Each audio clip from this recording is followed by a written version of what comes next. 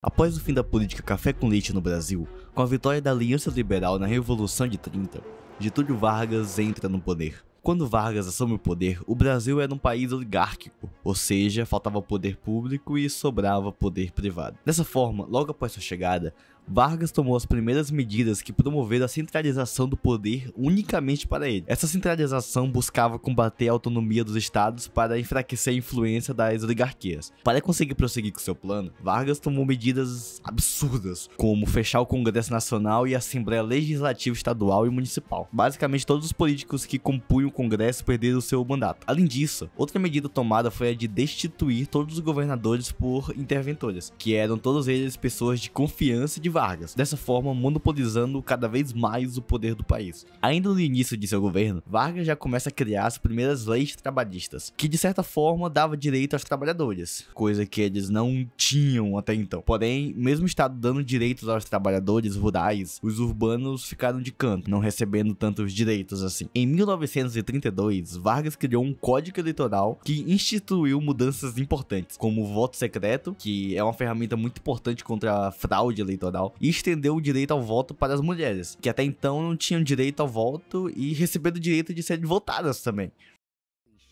Em 24 de fevereiro de 1932, ainda por um decreto do Getúlio Vargas.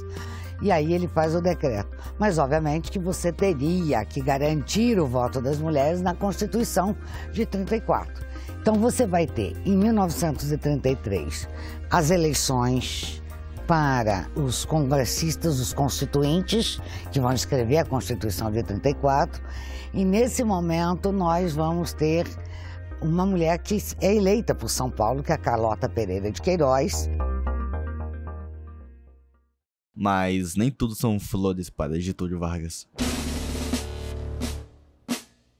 A primeira grande reação contra o governo de Vargas veio do estado de São Paulo, que estava insatisfeito principalmente por conta da nomeação de interventores que não eram paulistas, e com a extensão do governo provisório, que, como o próprio nome já diz, era para ser apenas provisório, dando início a uma teórica guerra civil. Envolvendo mais de 200 mil homens, armados de fuzis, metralhadoras e granadas.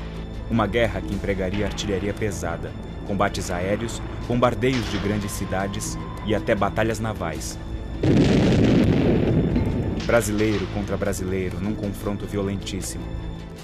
Porém, essa revolução teve uma duração muito curta, pois o estado de São Paulo estava lutando sozinho e, em outubro de 1932, São Paulo se rende. Após a rendição de São Paulo, Vargas tomou medidas para punir aqueles que haviam sido envolvidos, como rebeldes sendo presos, oficiais do exército sendo destituídos dos cargos, pessoas sendo exiladas e etc. Mesmo com a derrota, Getúlio sabia que o estado de São Paulo era a grande força do Brasil. Ele negociou alguns termos para manter o estado de São Paulo satisfeito. Com isso, Vargas passou a nomear um interventor paulista, que era uma demanda vinda de São Paulo. Além disso, ele se comprometeu a assumir as dívidas causadas durante a Revolução Constitucional. E o mais importante, Vargas concordou e convocou eleições para uma assembleia em maio de 1933, que a partir daí foi feita a Constituição de 1934, dando fim ao governo provisório.